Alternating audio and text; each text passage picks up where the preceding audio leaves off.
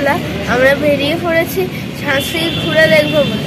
মানে আমরা এরপর থেকে ঝাঁসিতেই থাকবো, আজকের দিনটা পুরো ঝাঁসি ঘুরে এসে আবার ওড়ছায় আসবো। কালকের দিনটা ওড়ছা ঘুরে আবার ঝাঁসি থেকে ট্রেন ধরবো। তারপরে তো একটা রাস্তাঘাটের দোকানে চা খেতে নেমেছি, তো আমি চা খাচ্ছি, আমি একটা স্লাইস খাচ্ছি। তো এখান থেকে তো ঝাঁসি বলছে 1 ঘন্টা লাগবে। তো দেখা যাক, যদি লাইট অ্যান্ড সাউন্ড শোটা দেখতে পারি তাহলে তো ভালোই কথা, নাহলে শুধু মন্দির টন্দিরগুলো দেখেই কাটাতে হবে।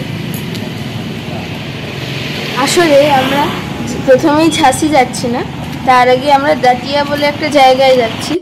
দাতিয়ায় কি আছে? দাতিয়ায় একটা বিশাল বড় প্যালেস আছে, প্রথমে সেটাই দেখতে যাচ্ছি আমরা।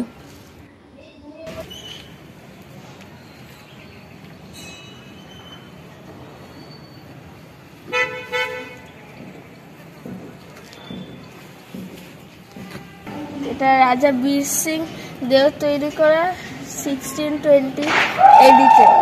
আর আপাতত ওখানে লেখা আছে যে এটা ওই রাজপুত আর্কিটেকচারের স্টাইলে, মুঘল আর্কিটেকচারের স্টাইলের কম্বিনেশন।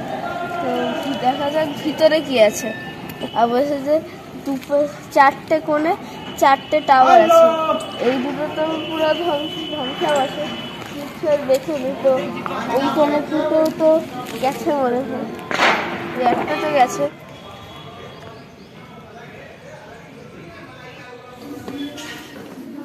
দাতিয়া প্যালেসের ভিতরে যে সিঁড়িগুলো, তো সেগুলো একটা দুটো যাওয়ার পরে বুঝতে পেরেছিলাম যে প্রচণ্ড অন্ধকার। খানিক্ষণ অবধি সূর্যের আলো ছিল, কিন্তু তারপরে আমাদের ফোনের টর্চ লাইট জ্বেলে এগোতে হচ্ছিল।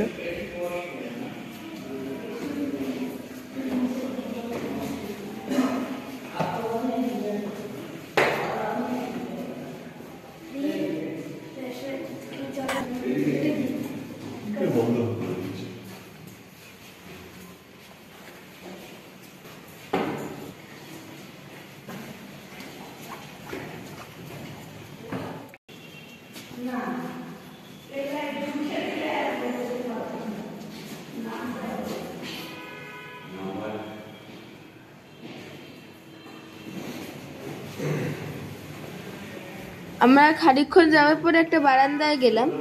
এই বারান্দা থেকে তো পুরো দাতিয়া শহরের কি দারুণ ভিউ দেখা যাচ্ছে। সামনে একটা প্যালেস মতো কিসের ধ্বংসাবশেষ দেখা যাচ্ছে, কি অবশ্য জানি না, কিন্তু এখান থেকে ভিউটা খুবই সুন্দর লাগছে। সিঁড়ি দিয়ে আরেকটু ওঠার পরই আমরা একটা চাতাল মতো জায়গায় এলাম, যার মাঝখানে একটা পিলারের মতো কিছু একটা স্ট্রাকচার ছিল, আর চারধারে খুব অসাধারণ স্কাল্পচার ছিল।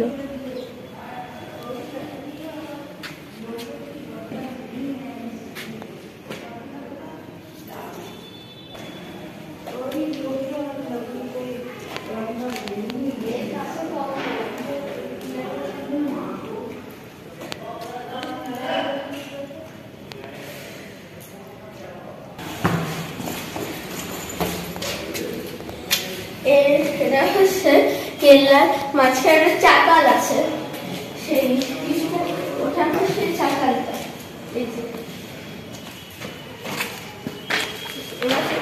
চাতালটার মাঝখানে এরকম একটা স্ট্রাকচার আছে, সেই স্ট্রাকচারের চারদিকে এরকম ব্রিজগুলো আছে, যেটা ওই স্ট্রাকচারটাকে মেন যে কেল্লা সেটার সঙ্গে কানেক্ট করছে। আর একটা ব্যাপার, এই কেল্লায় কোনো কাঠ অথবা লোহা ইউজ হয়নি, পুরো পাথর। মানে ওই যে জালিগুলো দেখা যাচ্ছে না, ওই জালিগুলো কিন্তু পুরো পাথর কেটে কেটে কেটে কেটে বানানো। এই জালিগুলো পাথরগুলোকে ওই শেপে কেটে এক্সট্রা পাথরগুলোকে বের করে দিয়েছে, তখন এইরকম শেপ হয়ে গেছে। তো এখানে এই সিলিং, এই উপরের কাজগুলো অসাধারণ করে দিল।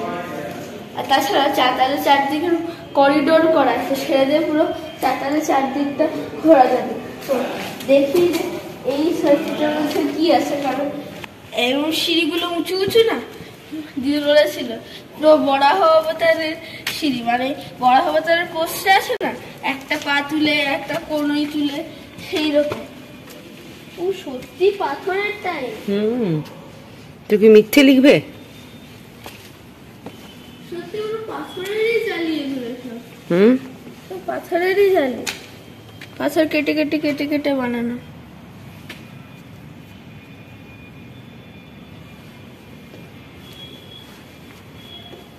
আমরা এখানে জাতীয় প্যালেসের সেকেন্ড ফ্লোরেই আছে। আমি আর উঠবো না উপরে, কারণ একেতেই উঁচু উঁচু সিঁড়ি, তারপর বেশ কয়েকগুলো সিঁড়ি আছে। তো আমি এখান থেকে নিচে নেমে যাব। কিন্তু আগে এই জায়গাটা যখন আগে আছে, এই জায়গাটা ছাদের ডেকোরেশনটা অসাধারণ, পুরো খোদাই খোদাই করে বানানো। মাঝখানে একটা বড় স্টার, সাথে কেন্দ্র করে ছোট ছোট ছোট স্টার, অন্যরকম ডিজাইন সব। এইটাও তালা বন্ধ গেট, ওই পরপর দুটো, তাই জন্য ওদিকে কি আছে ওটা বুঝতে পারছি না। আপাতত আমি নিচেই যাচ্ছি।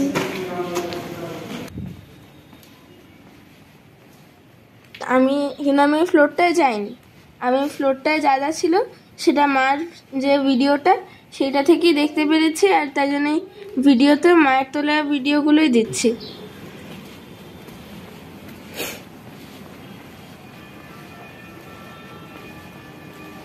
এর উপরের ফ্লোরের মাঝখানের যে স্ট্রাকচারটা, ওটা থাকতে পারলে খুবই ভালো হতো। একদম চারদিক থেকে খোলা, গরমকালেও খুবই সুন্দর হাওয়া আসতো। কিন্তু গন্ডগোলটা হচ্ছে চারদিক খোলা বলে খুবই ভয়ও লাগতো।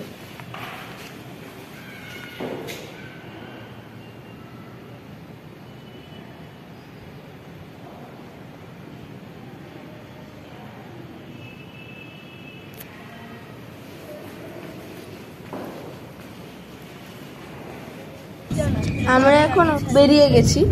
আমাদের এবার উদ্দেশ্য হচ্ছে ঝাঁসি।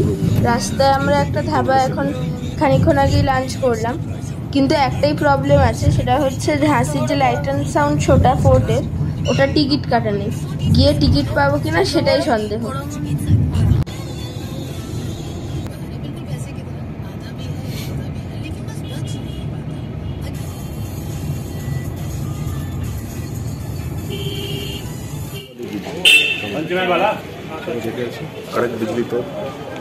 আমরা এখন আমাদের তো ঝাঁসি ফোর্টে, জাতীয় প্যালেস থেকে আমরা বেরিয়ে এসেছি লাঞ্চ টাঞ্চ করে। এখন আমরা ঝাঁসি ফোর্টে, এখানে ঝাঁসি ফোর্টটা রানী লক্ষ্মীবাইয়ের জন্য বিখ্যাত হলো। এটা বানিয়েছিলেন এই রাজা বীর সিং দে ওরছায় 1863-তে।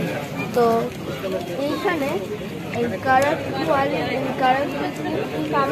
একটা বড় কামান রাখা আছে, যে এই প্রথমে দেখলাম, এই প্রথম দেখলাম যে এইখানে রাখা না, উপরে রাখা আছে। তো দেখে আসি।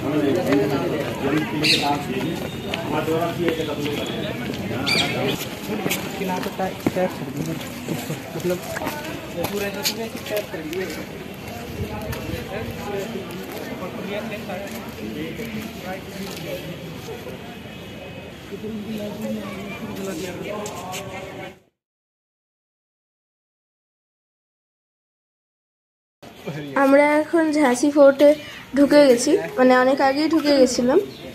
ভাগ্য ভালো, ঠিকঠাক করে টিকিট কাটা হয়ে গেছে, মানে সহজেই টিকিট পেয়ে গেছি।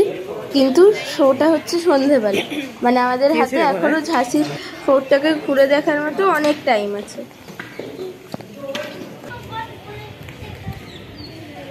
এটা দেখ 1896 লেখা আছে, ইংরেজিতে কেন লেখা তা জানি না।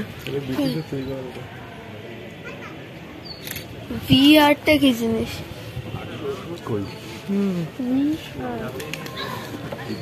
এখানে রানী লক্ষ্মীবাই থাকতেন। এটার 3টে ফ্লোরে শুধু খোলা আছে 5টা ফ্লোরের মধ্যে। উপরের ফ্লোরে কিছু অফিস টফিস আছে, তাই যাওয়া যাবে না। আর এর একটা ফ্লোর হচ্ছে আন্ডারগ্রাউন্ড, মাটির তলায়। কিন্তু মাটির তলায় যে ফ্লোরটা ছিল, সেটার মধ্যে প্রচণ্ড বাদুড়ের গন্ধ, পটির গন্ধ ছিল। একটু দূরে গেলেই 5 বহরের যে স্ট্রাকচারটা, সেটা পুরো পরিষ্কারভাবে বোঝা যায়। এরপর আমরা ফোর্টের যে পাঁচিলটা, সেখানে উঠে গেলাম। ফোর্টের পাঁচিল থেকে পুরো ঝাঁসি শহরটার খুব ভালো ভিউ দেখা যাচ্ছিল। আমরা সেই জায়গাটাও দেখলাম যেখান থেকে রানী লক্ষ্মীবাই পিঠে নিজের বাচ্চাকে বেঁধে নিয়ে নিচে লাফিয়েছিলেন। কিন্তু জায়গাটায় এত ভিড় ছিল যে আমরা শুধু একটু উঁকি বেড়েই চলে এসেছিলাম। এটা জানি না কি জিনিস। তো এখান থেকে তো আজকে পুরো ঝাঁসি শহরটার সিনারি দেখা যাচ্ছে। এখানে নিচে কিছু নেই, ওইদিকে ছাদটা ঢাল হয়ে ওইদিকে কোথাও একটা গেছে, জানি না। তো এইটা কি এখনো বুঝতে পারছি না, কারণ এখানে ওঠারই একটাই খোলা দরজা আছে। তো এইটা দিয়ে উঠে উঠে ছাদের উপর উপর উপর উপর দিয়ে আরো এই দিকে যাওয়া যায়। তো আপাতত ওই দিকটা যাচ্ছে না, আপাতত একবার এই দিকটা দেখে নিয়ে ওই দিকটা।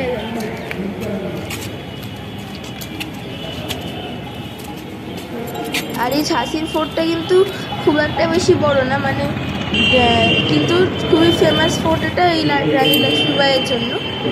আর তারপর সব কিছু দেখলাম, সৈন্যদের থাকার জায়গা, কামান রাখার জায়গা, অস্ত্র রাখার জায়গা, রানীর দরবার, অফিস, মানে তখনকার দিনের অফিস। তারপর আমরা একটা জেলখানাও দেখলাম, কিন্তু সেখানে এখন যাওয়া যাবে না, কারণ সন্ধ্যেবেলার যে লাইট অ্যান্ড সাউন্ড শোটা হবে সেটা এই জেলখানাতেই হবে। লাইট অ্যান্ড সাউন্ড শোটা শুরু হওয়ার আগে আমাদের হাতে আরও ঘন্টাখানেক সময় ছিল। তো আমরা এখানকার যে মিউজিয়ামটা সেটা দেখতে গেলাম। মিউজিয়ামের বাইরে যদিও একটা ডাইনোসরের মূর্তি রাখা আছে, কিন্তু মিউজিয়ামের ভিতরে যা আছে সেটা সম্পূর্ণ আলাদা। এর ভিতরে রাজাদের সময়কার নানা রকম জিনিসপত্র ছিল, কত রকমের কুঠার ছিল, কত রকমের তলোয়ার ছিল, আরও অনেক কিছু, অনেক রকম কামান ছিল, হাতে ধরা কামান, তারপর ভারী কামান, কামানের গোলাও ছিল।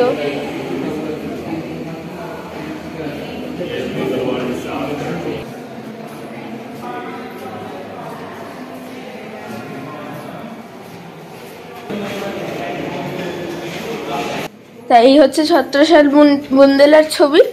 আর এইখানে এটা হচ্ছে ফোক আর্ট এখানকার। দেখতে হলে এটা পটচিত্রের মতনই, কিন্তু এখানকার। আর এখানকার লোকেদের যে লাইফস্টাইলটা সেটা এখানকার পুতুলদের মধ্যে দিয়ে বোঝানো হয়েছে। অনেক ছোট ছোট পুতুল, ওগুলোর উপরে পুরো একটা গ্যালারি ছিল।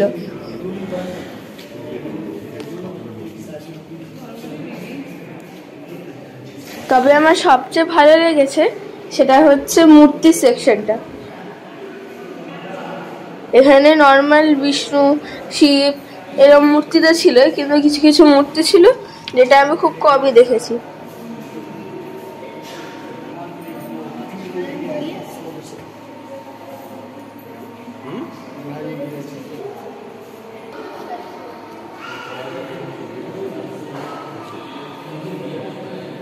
যেমন হনুমানের একটা মূর্তি ছিল।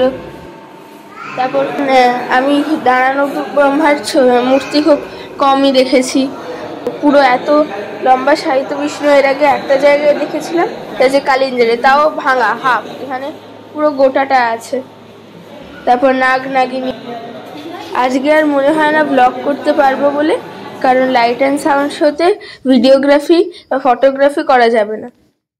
লাইটের আরো বোধহয় ঘন্টাখানেক দেরি আছে, তো দেখি যতক্ষণ কি করা যায়।